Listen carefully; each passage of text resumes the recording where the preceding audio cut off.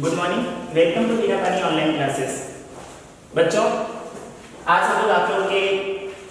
Social science में chapter number 4 जिसका नाम है कॉलोनियलिज्म एंड ट्राइबल सोसाइटीज, इसके बारे में जानेंगे। देखिए, कॉलोनियलिज्म एंड ट्राइबल सोसाइटीज आपके चैप्टर का नाम है। इसको शुरू करने से पहले मैं कुछ चीजें आप लोगों को समझाना चाहूंगा। बेटा देखिए, आप जो कुछ भी पढ़ रहे हैं, मैंने आपसे कहा था कि आप उसको अपने माइंड में इस तरह से सेटअप करके चलिए आगे की तरफ। आप उसको एक घटनाक्रम के रूप में लीजिए। घटनाक्रम का मतलब बेटा है कि आप उसको इस तरह से समझिए कि आप एक स्टोरी पढ़ रहे हो कहानी में, जिसमें शुरुआत हुई है और उसका एक तरह से आप कह सकते हैं कि आगे चलती जाएगी। ठीक है, तो उस तरह से अपने माइंड में एक बैकग्राउंड की तरह उसको बना कर रखिए। तो बेटा अभी तक आप लोगों ने जो सीखा है वो ये सीखा है कि भारत में ईस्ट इंडिया कंपनी 31 दिसंबर 1600 को क्वीन एलिजाबेथ के द्वारा इंग्लैंड में एक चार्टर पारित होता है, जहां पर एक कंपनी जिसका नाम है ईस्ट इंडिया कंपनी वो भारत आती है और उसे भारत में व्यापार करने के लिए परमिशन वहां से मिलती है। और जब भारत में वो आती है तो भारत में जहांगीर के द्वारा 1612 में उसको परमिशन दिया जाता है। फिर उसके जस्ट एक साल बाद 1613 में सूरत में अपनी पहली कंपनी स्थापित करती है। स्टार्टिंग में जो कंपनी आई थी बेटा एकदम नॉर्मल एक कंपनी की तरह, एक व्यापारिक कंपनी की तरह। व्यापारिक मतलब सिर्फ और सिर्फ मर्चेंट के अकॉर्डिंग, सिर्फ ट्रेड करने के लिए आई थी। लेकिन यही कंपनी जब इसके इरादे बदलते हैं, जब ये भारत में अपने आप को, जब मैंने कहा ना बेटा कि पहली बार जब ये भारत में आए तो इनका जो उद्देश्य था सिर्फ और सिर्फ ट्रेड था। लेकिन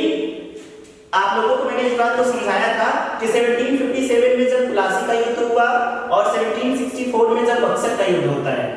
इन युद्धों के बाद जो थी वो ईस्ट इंडिया कंपनी का जो थीम था एक तरह से पूरी तरह से बदल गया। अब वो भारत में सिर्फ एक व्यापारिक कंपनी नहीं थी, अब वो भारत में पूरी तरह से पॉलिटिकल रूप से एस्टैब्लिश हो चुकी है। और इस समय जो आप पढ़ रहे हैं, इसमें भारत में अब भारतीय राजाओं का, मुगल डायनेस्टीज, इन सब का शासन नहीं चल रहा है। अब भारत में अंग्रेजों का शासन चल रहा है। अंग्रेज अब भारत में पूरी तरह से एस्टैब्लिश हो चुके हैं। और यहाँ तक कि जो पिछले वीडियो में, जो पिछले चैप्टर में आप लोगों ने चीजों को सीखा था कि भारतीय खेती पर उनके जो टैक्सेस थे, उनके जो सिस्टम थे, उनको आपने पढ़ा था। चाहे वो रैयतवाड़ी सिस्टम हो, चाहे महलवाड़ी सिस्टम हो, चाहे परमानेंट सेटलमेंट ऑफ लैंड हो, तो ये सारे जो सिस्टम्स थे, उन सिस्टम से भारतीय किसानों का गला घोटा जा रहा था। और फिर ईस्ट इंडिया कंपनी के विरोध में मैंने आपसे कहा चूंकि कि उस समय भारत जो था, भारत में कोई राष्ट्रपति प्रधानमंत्री तो था नहीं, और भारत जो था वो कह सकते हैं कि लास्ट में जब ईस्ट इंडिया कंपनी भारत में आई तो उस समय मुगल वंश जो था, जिसकी स्थापना 1526 में जब बाबर ने भारत में किया था, वो धीरे धीरे कमजोर हो चुका था बेटा। और उसकी कमजोरी का फायदा उठा करके, क्योंकि उस समय भारत में कोई भी एक शक्तिशाली राजा नहीं था जो अंग्रेजों से मुकाबला कर सके, और सबसे बड़ा जो वीक पॉइंट था बेटा, कुछ ईस्ट इंडिया कंपनी के मजबूत होने का जो कारण थे, उनमें जो कुछ कारण मैं आपको समझाना चाहूंगा। जैसे पहला कारण, जब ईस्ट इंडिया कंपनी भारत में एस्टैब्लिश हुई तो पूरे भारत पर उस समय ऐसा कोई राजा नहीं था जिसका पूरे भारत पर अधिकार हो। ये देश छोटे छोटे टुकड़ों में बटा हुआ था, कई सारे देशी रियासतों में बटा हुआ था बेटा। बहुत ही छोटे छोटे स्टेट्स में क्या हुआ था, देश बटा हुआ था। और हर एक स्टेट्स का जो राजा होता था, नवाब होता था, वो अपने आप को सिर्फ और सिर्फ उसी स्टेट का तो था ही, और अपने आप को हमेशा वो दूसरे स्टेट्स के जीतने से दूसरे रियासतों को अपने में मिलाने के लिए, हड़पने के लिए वो हमेशा प्रयासरत रहता था। इन्हीं चीजों का फायदा उठा करके ईस्ट इंडिया कंपनी ने अपनी नीतियों को, अपनी पॉलिसीज को, उन्होंने क्या किया कि एक का सहायता की, फिर उससे दूसरे को हरवाया, और फिर दूसरे से तीसरे, मतलब ईस्ट इंडिया कंपनी ने अपने आप को मजबूत करने के वो सारे तरीके अपनाए। और जब आप लोगों ने देखा कि जब 1800 के आसपास का जब समय आया तो ईस्ट इंडिया कंपनी भारत में पूरी तरह से मजबूत हो चुकी थी। ठीक, और 17 जब आपको मैंने पिछली बार समझाया था कि 1772 में जब उसने अपनी खेती के लिए, जब भारत में अपने, जब उसे लगा कि अरे, अब उसे जब लगा कि भारत में उसकी चीजों की पूर्ति के लिए, उसकी आर्मी की जरूरतों के लिए, उसके अधिकारियों की जरूरतों के लिए, और ईस्ट इंडिया कंपनी जब अपने व्यापार को और अधिक बढ़ाने के लिए, जब उसने बढ़ाने के लिए काम करना शुरू किया, तो उस कड़ी में क्या किया कि उसने सबसे अधिक जो शोषण हुआ बेटा, वो भारतीय किसानों का हुआ। भारतीय किसानों का सबसे अधिक शोषण हुआ, और उस शोषण में तरह तरह के टैक्सेस भारतीय किसानों पर लगाए गए। जस्ट अब उसी के आगे हम देखते हैं बेटा, देखिए आप एकदम नॉर्मल वे में समझिए कि भारत में 1831, 1832 कोल आदिवासी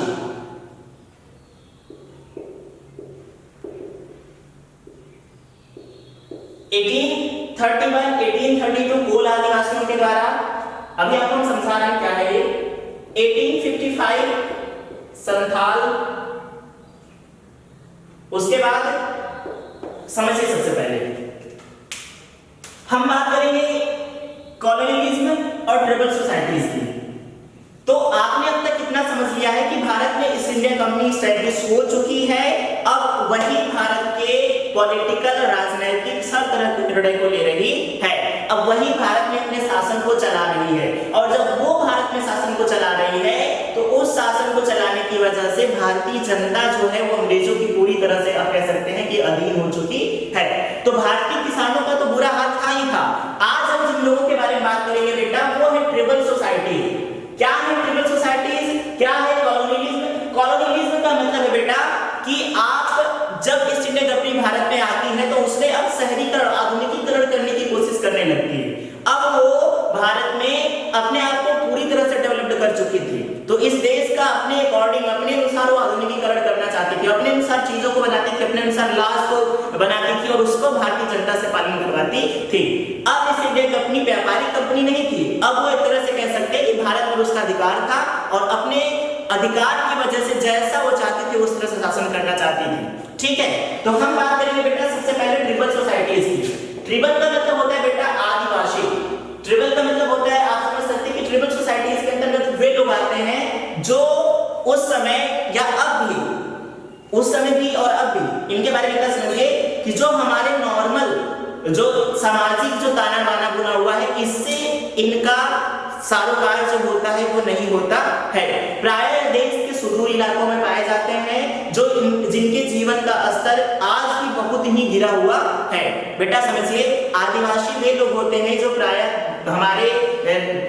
इस शहरीकरण, इस शहरों के बाहर, इससे सुदूर के इलाकों में जहां पर कहीं न कहीं एक तरह से कई तरह की समस्याएं, कई तरह की चीजों का अभाव होता है, वहां पर लोग रहते हैं। इनके जीवन में आज भी वही समस्याएं हैं, आज भी इनका जीवन उतना अधिक विकसित नहीं हुआ है, पर हमारे देश, हमारी सरकार कोशिश करके इनके जीवन के स्तर में सुधार करने की कोशिश कर रही है। इनका जो जीवन है बेटा वो बेसिकली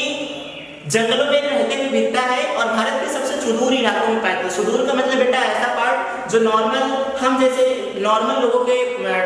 कह सकते हैं आपके कनेक्शन से थोड़ा सा दूर, ठीक है, वहां पर इनके जीवन में जो संतुलन है वो उस समय भी ये थोड़ा सा गड़बड़ था और आज भी, अब लेकिन सुधार हो रहा है।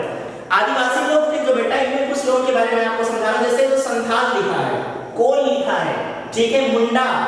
ये सब आदिवासियों के नाम थे। तो आदिवासी मतलब वो लोग बेटा जो शहरीकरण, इन तमाम सुख सुविधाओं से दूर भारत के सुदूर इलाकों में रहते थे। इनके बारे में जो कुछ चीजें उनको पहले समझ लीजिए। देखिए बेटा, ये प्राय क्या थी कि एक कबीले, एक समुदाय और एक झुंड के रूप में रहते हैं, ठीक है। इनका अपना एक ग्रुप होता है, अपना एक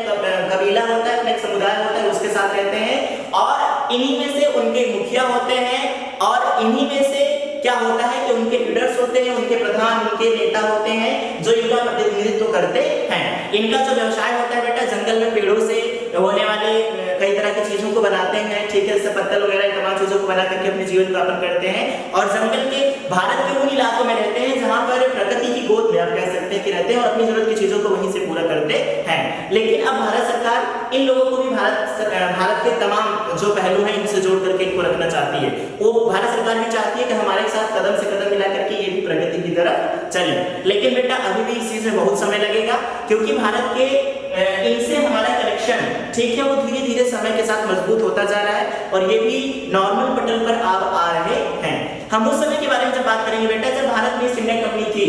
तो देखिए ईस्ट इंडिया कंपनी ने भारत के हर वर्ग को प्रभावित किया। बात को समझिएगा, चाहे भारत का सबसे गरीब किसान हो, चाहे वो सबसे अमीर पद वाले हो, हर एक वर्ग, व्यापारी हो, कोई भी हो बेटा, वो ईस्ट इंडिया कंपनी के द्वारा प्रभावित हुआ। हाँ, जो भारतीय किसान था वो सबसे अधिक प्रभावित हुआ क्योंकि टैक्सेस, तमाम तरह की चीजों से उसका बहुत अधिक शोषण हुआ। आदिवासियों के बारे में हम लोग इस चैप्टर में इसलिए पढ़ रहे हैं बेटा क्योंकि आदिवासी जो थे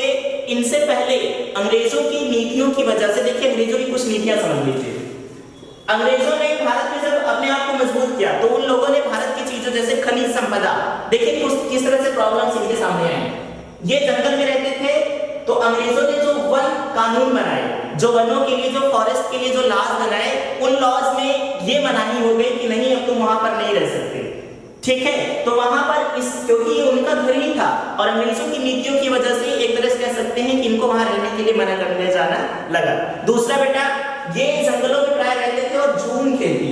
इनकी जो खेती जिनको कहा जाता था झूम खेती करते थे। झूम खेती का मतलब होता है बेटा, ये इस तरह की खेती करते थे, प्राय 1 या 2 साल के लिए उस जगह पर रहते थे और वहां पर अपनी खेती, झूम खेती में जो होता है सबसे, आप उस नॉर्मल वे में समझ लीजिए कि जिस भी जंगल में जाते थे वहां पर सबसे पहले जो पेड़ पौधे होते थे उनको जला देते थे और उनको जलाने के बाद उसी जगह को पहले क्षेत्रफल जो जितना भी जगह पर रहते थे उस जगह को ये लोग उपजाऊ बनाते थे और फिर वहीं पर खेती करते थे। झूम इसलिए कहा था क्योंकि ये 1-2 साल के बाद जब वहां पर वो फसल हो जाती थी और जब उपज उनको मिल जाती थी तो उस जगह को छोड़ के दूसरी जगह चले जाते थे। तो अंग्रेजों ने भारत में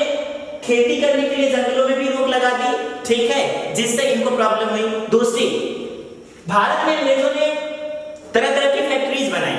ठीक है, जैसे झारखंड के हजारीबाग में जो संथाल जनजाति थी, झारखंड बेटा आप लोग का भारत में स्टेट है, तो झारखंड के हजारीबाग में वहां के आसपास जो थी वो संथाल जनजाति थी। तो अंग्रेजों ने क्या किया, झारखंड में कोयले का उत्पादन बहुत अधिक होता था, तो अंग्रेजों ने वहां पर झारखंड में इन आदिवासियों के लोगों को जबरदस्ती क्या किया कि कोयले की खदानों में मजदूर बना करके भेज दिया,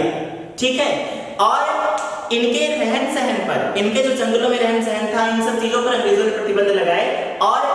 जो सबसे इंपॉर्टेंट चीजें जो है वो बेटा समझ लीजिए, जैसे ये ऐसा नहीं था कि एकदम शहर से दूर रहते हैं, लोगों के कनेक्शन में नहीं रहते, ऐसा नहीं था। इनके जो मुखिया हुआ करते थे, इन ट्राइबल सोसाइटीज के जो मुखिया हुआ करते थे, अभी तक वो स्वतंत्र होकर के अपनी सोसाइटीज को चलाते थे। देखिए ट्राइबल सोसाइटीज में क्या होता था कि वहां पर भी एक मुखिया होता था जो अपने लोगों के लिए देखरेख करता था, आज भी होते हैं। तो वो अंग्रेजों ने क्या किया कि उस मुखिया के ऊपर प्रेशराइज किया, ठीक है, और अपनी पॉलिसीज को उनके ऊपर जबरदस्ती थोपा, जिससे उनको प्रॉब्लम्स होने लगी। तो भारत में जिस समय अंग्रेज अपने आप को बढ़ाने की कोशिश कर रहे थे, जिस समय अंग्रेज अपने आप को एस्टैब्लिश होने के बाद अपने आप को डेवलपमेंट की तरफ ले जा रहे थे, तो उसमें जो भारत का सबसे निचला जो वर्ग था वो भी उनकी पॉलिसीज, उनकी नीतियों से बहुत अधिक प्रभावित हो रहा था, जिसमें हमारे भारत के जनजाति थे। जनजाति इनको इसलिए कहा जाता है बेटा क्योंकि भारत में इनकी जो संख्या होती है बहुत ही कम होती है और प्रायः इनका जो रहन सहन होता है हमारे उच्च सामाजिक स्तर से थोड़ा सा निम्न होता है। इनका जो कनेक्शन होता है वो हमारे सोसाइटीज, हमारा जो समाज है इस समाज से थोड़ा सा अलग होता है, ठीक है। और इनकी जो संख्या होती है प्रायः कबीलों या समुदाय के रूप में रहते हैं और पर्टिकुलर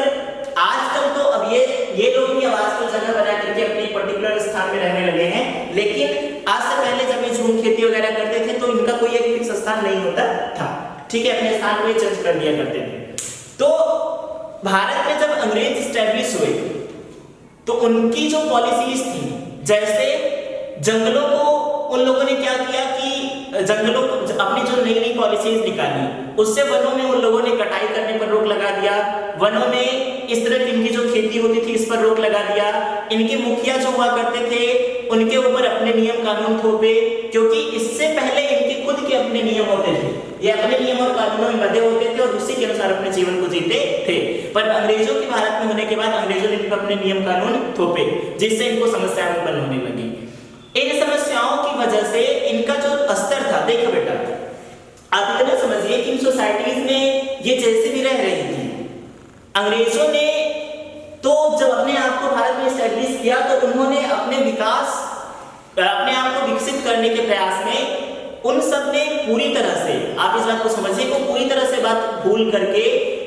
अपने आप को बढ़ाने के प्रयास में उन्होंने भारतीय जो जनमानस था, भारतीय जो जनता थी, किसी भी तरह से इसका शोषण करने से उन लोगों ने कोताही नहीं बरती और इस शोषण में भारतीय जो जनता थी आक्रोशित भी हुई, गुस्सा भी उसको आया, लेकिन इन सारी चीजों में उसको गुस्सा आया हो, आक्रोशित हुई हो, इन सारी चीजों में खुल करके कभी विद्रोह नहीं हो पाया। हालांकि मैंने पिछले वीडियो में आप लोग को बताया भी था कि नील विद्रोह जैसे भी विद्रोह हुए जो अंग्रेजों को घुटनों पर लाने के लिए मजबूर किए। बंगाल के नादिया जिले का विद्रोह आप लोग को अच्छे से पिछले बार मैंने समझाया था कि वहां पर उस विद्रोह की वजह से अंग्रेजों को वहां से हटना पड़ा था। तो इन सोसाइटीज को जब लगा कि इनकी स्वतंत्रता इनके रहन सहन, इनके क्रियाकलापों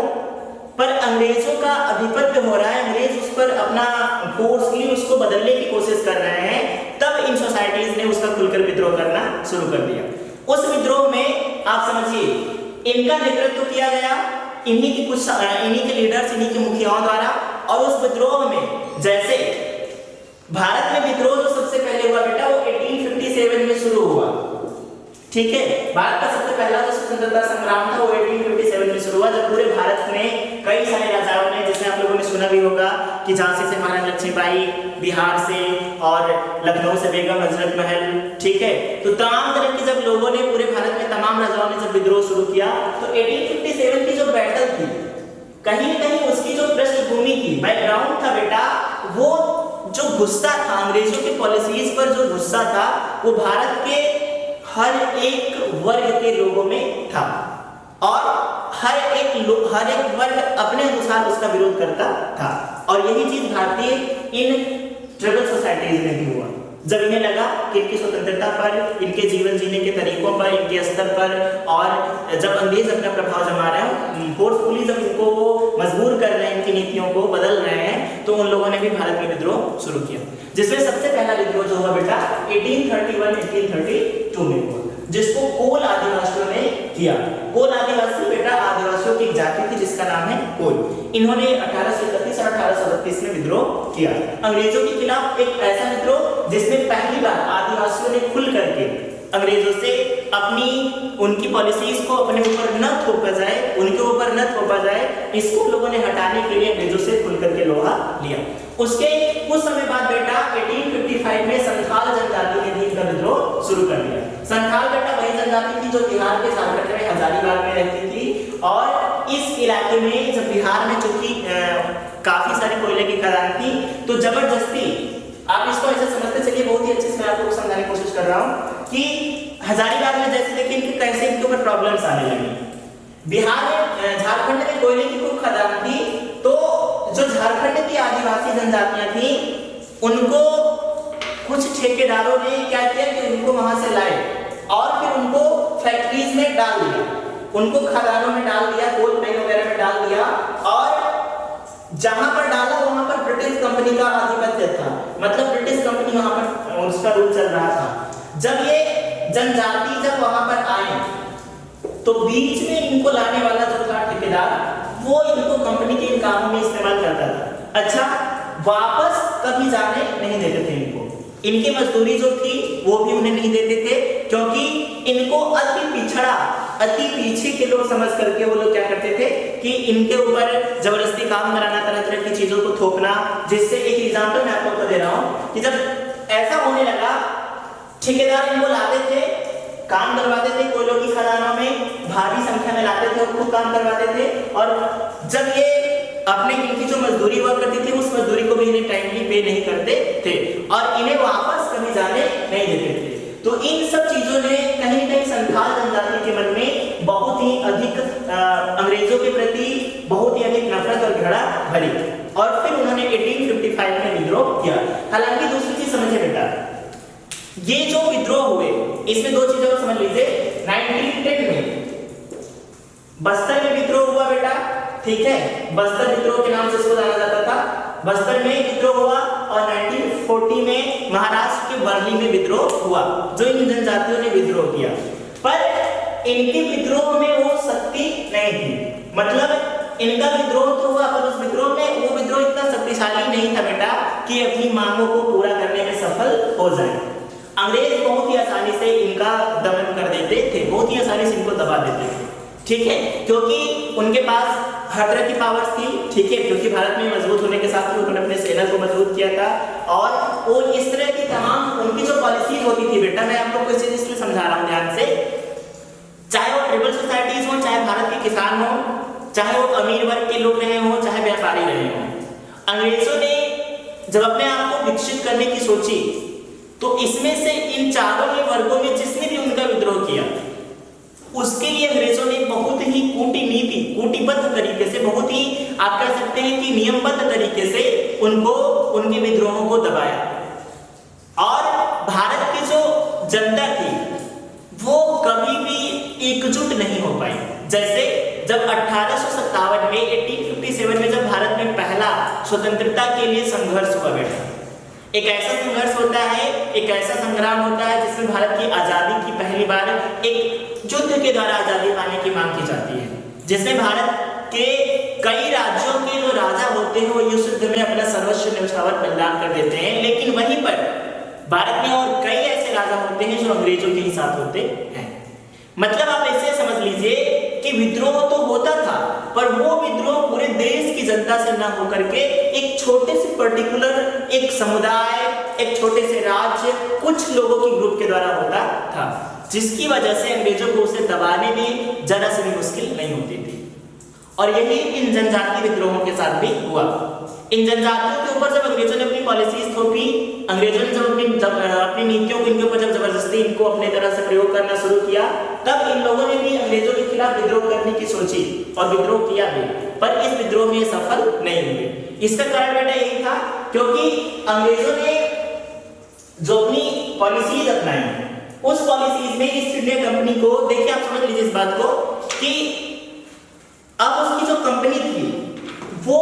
उसका जो टारगेट था वो पूरी तरह से बदल चुका था। जैसे वो अगर खेती जो करवाना चाहती थी वो उस चीज की खेती पसंद करती थी जिससे उसको व्यापारिक फायदा हो। वो भारत में उन खेती को चाहते थे, वो धान चावल इन सब चीजों को, धान गेहूं इन सब चीजों को नहीं चाहते थे। वो चाहते थे कि भारत में कपास,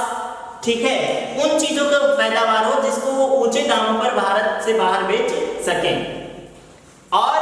वो ऐसा इसलिए करते थे क्योंकि उन्हें पता था कि भारत में कच्चे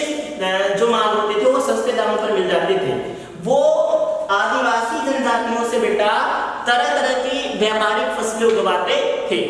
भारत में जो उनका दाम था वो डायरेक्ट आदिवासियों से उनका संपर्क नहीं था। बीच में आने वाले ठेकेदार जो होते थे वो ब्रिटिश से ऑर्डर लेते थे और फिर इन आदिवासियों के द्वारा उन फसलों को तैयार किया जाता था, जैसे कपास हो गया। और फिर कंपनी क्या करती थी कि जैसे 3 से 4 हजार रुपए पर, आप इसको समझ लीजिए, 3 से 4 हजार रुपए पर वो इनसे कच्चे दाम पर खरीदती थी फसलों को, और जितने चीजों का दाम 3 से 4 हजार देती थी उसी चीज को उसके 5 से 6 गुना अधिक दामों पर उसको भारत के बाहर सप्लाई करती थी। तो अंग्रेजों ने अपने फायदे के लिए, चाहे वो ट्राइबल सोसाइटीज रही हो, चाहे वो भारत में कोई भी वर्ग रहा हो, कोई भी वर्ग का मतलब है बेटा चाहे वो किसान रहे हो चाहे जो रहे हो, उनको जब उन्होंने अपने आप को डेवलपमेंट की तरफ ले जाने लगे तो वो अपने फायदे के लिए भारत में खेती जैसे चाहते थे वैसे करवाना चाहते थे। वो अपनी पॉलिसी जैसा चाहते थे वैसा, जंगल की लकड़ियां, हर एक चीज पर उनका जब अधिकार हुआ तो अपने आप को वो पूरी मजबूती के साथ भारत में देखना चाहते थे। और फिर जो भी उनका विद्रोह करता था उससे उतनी ही कुशलता पूर्वक वो क्या करते थे, उस विद्रोह को दबा देते थे। ठीक है, तो जिनमें ट्राइबल सोसाइटीज के छोटे छोटे विद्रोह होते हैं जिनको दबा देते हैं। अभी मैंने आज आप लोग को इन चीजों को सिर्फ एक छोटा सा एक नॉर्मल वे में समझाने की कोशिश की है। नेक्स्ट वीडियो में अगले पार्ट जब हम लेकर आएंगे आपसे तो हम विस्तार में बहुत ही डिटेल में एक एक चीज के बारे में बात करेंगे, चाहे वो कॉलोनियलिज्म हो, चाहे वो ट्राइबल सोसाइटीज हो, चाहे इनके विद्रोह हो, इन सारी चीजों के बारे में बहुत ही विस्तृत रूप से हम आपसे चर्चा करेंगे। क्योंकि आपको इस बात को समझना बहुत जरूरी है कि भारत में जो स्वतंत्रता आप लोग, क्योंकि अक्सर भारत में जब जानते हैं, जब भारत के इतिहास जब आपसे पूछा था तो आप लोग कहते हैं कि हाँ नॉर्मल में आप जानते हैं कि 1947 में देश आजाद हुआ, भगत सिंह सब लोगों ने भारत को आजादी दिलाई, महात्मा गांधी, आप ये सब चीजें जानते हैं। और उससे पहले का जो चीजें हैं जिसकी वजह से विद्रोह, जिसकी वजह से भारतीय जनता को अपनी स्वतंत्रता के लिए इतना विवश होना पड़ा, वो कंडीशंस कैसे बनी, इनको आप अगर समझ रहे होंगे तो आप अभी तक समझ रहे होंगे कि ये जो छोटे छोटे जो भारत के लोग थे, मतलब जो आर्थिक रूप से, सामाजिक रूप से थोड़े से पिछड़े थे, इनके ऊपर भी जब इनके ऊपर अंग्रेजों ने देखे, भारत में जो अमीर वर्ग था उस समय भी अपने जीवन को कहीं न कहीं वो व्यवस्थित ढंग से जीता था। ठीक है, अंग्रेजों के आने से ये नहीं था कि भारत में सब कुछ बंद हो गया था, सब कुछ चलता था वैसे ही, लेकिन उनके जो पॉलिसीज थी उन्होंने धीरे धीरे करके पूरे इस देश को अपने कैप्चर में करने की कोशिश की। फिर वो इन ट्राइबल सोसाइटीज को जो अपने आप को जिस ढंग से अपने जीवन को अभी तक जीती आई हो उससे इनको अलग करने की कोशिश की गई। इनके अपनी जबरदस्ती पॉलिसी थोपी गई, तो जिससे इनके मनों में विद्रोह की भावना पनपी। और आप इस तरह समझ सकते हैं कि जो हमें आजादी 1947 में मिली उसका बैकग्राउंड वो 1757 प्लासी के युद्ध के साथ ही शुरू हो जाता है और ये लगातार बढ़ता रहता है। और 1857 में वो एक ज्वाला के रूप में फूटता जरूर है, लेकिन भारत की ही जनता पूरे देश के लोगों के द्वारा सहयोग न मिल पाने के कारण और अंग्रेजों की आर्मी के कारण हमारे